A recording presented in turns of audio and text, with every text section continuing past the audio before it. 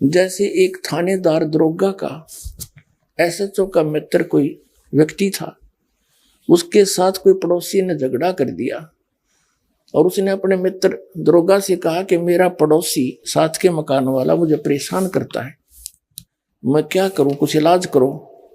SHO ने कहा कि तू मार उसका लठ, माप देख लूंगा।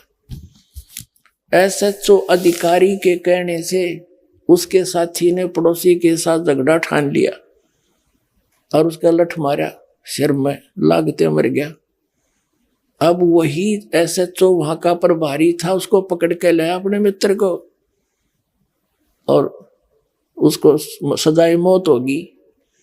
क्यों? क्योंकि राजा का विधान है कि जो किसी की मृत्यु करेगा, हत्या करेगा, उसको फांसी की सजा होगी, मौत की सजा मौत होगी। तो उस व्यक्ति ने एक अधिकारी के कहने से राजा का संविधान तोड़ दिया, उल्लंघन कर दिया, जिसके कारण उसने सजाए मौत प्राप्त की, दंडित हुआ।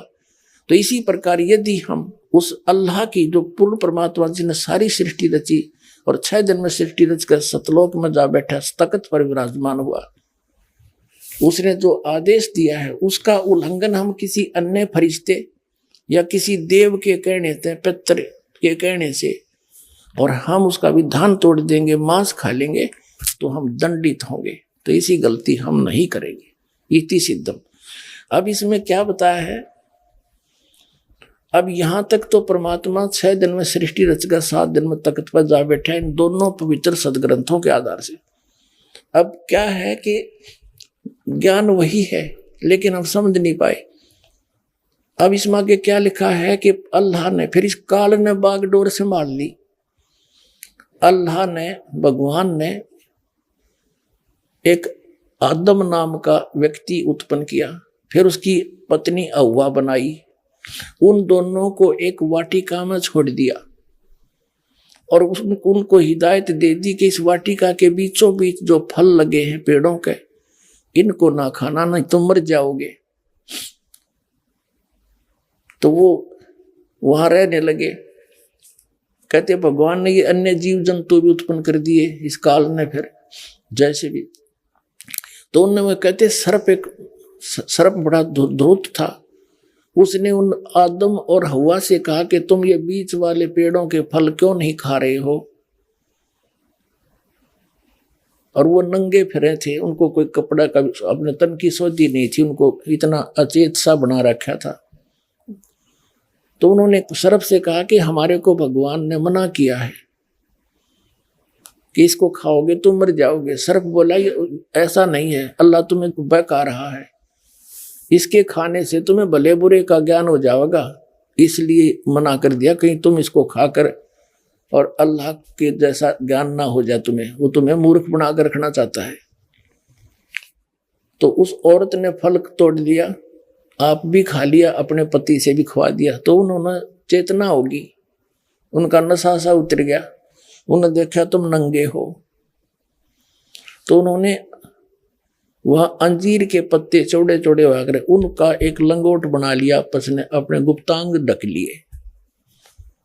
कहते हैं शाम के समय भगवान, पवित्र बाइबल का बता रहा हूँ, इट इज ड्यूटो कॉपी, आपको एक सिंपल लैंग्वेज में।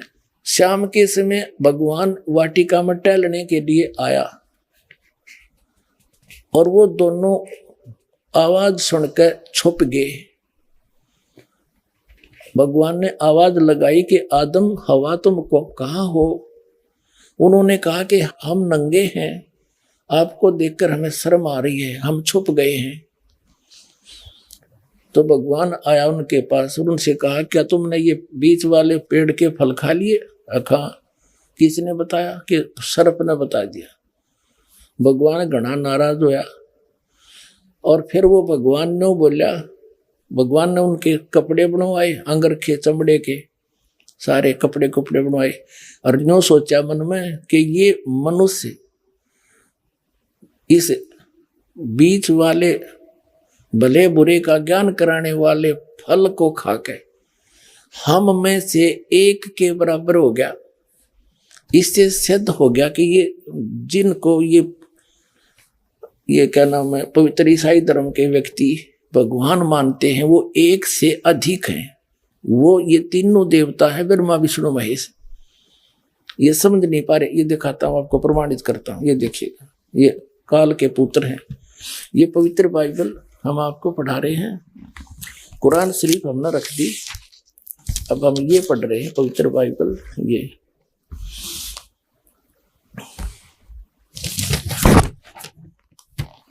ये पवित्र बाइबल संपूर्ण जीवन अध्ययन बाइबल, प्रबंधक संपादक डेविड स्टुअर्ट, अंग्रेजी प्रधान संपादक Donald C Stamps, MA MD, संयुक्त समाज, ऐसे सारा तुम पढ़ लो अच्छी तरह, USA से छपा है। इसके हमने उत्पत्ति के यहाँ तक पढ़ लिया, फिर सांझ हुई, फिर भोर हुआ, इस प्रकार 6वां दिन हो गया।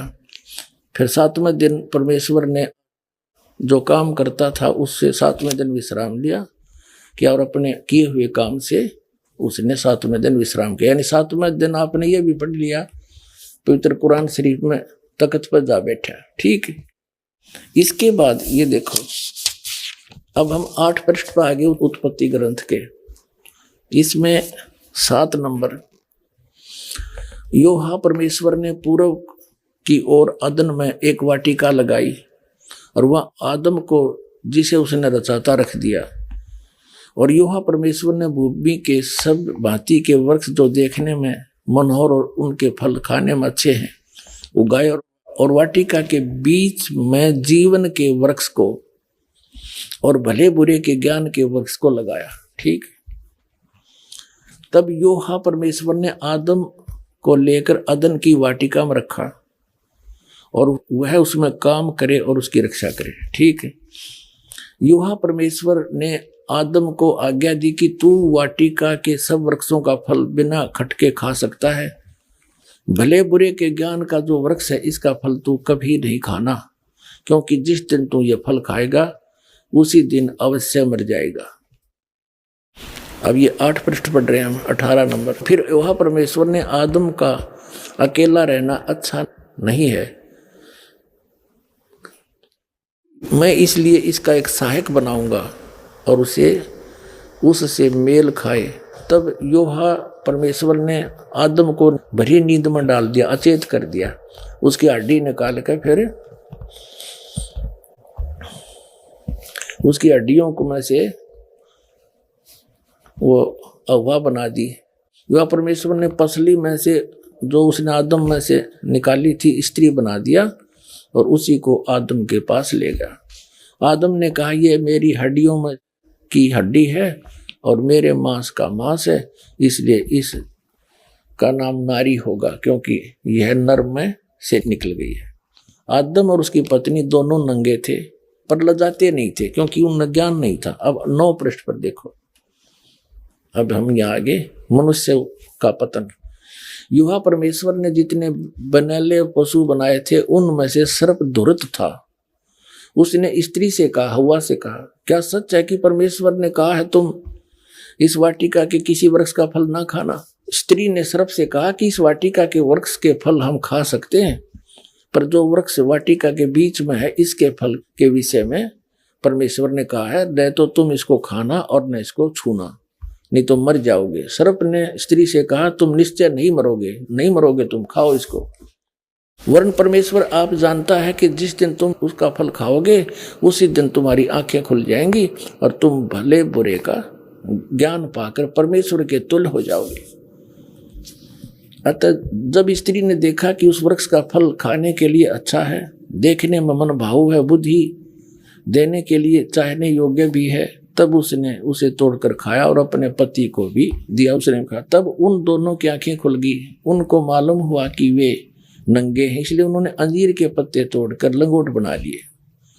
ये योहा परमेश्वर जो दिन के ठंडे समय वाटिका में फिरता था बता, निराकार फिर फरेगा क्यों करे वाटिका में? फॉर्मलेस बतावे रत।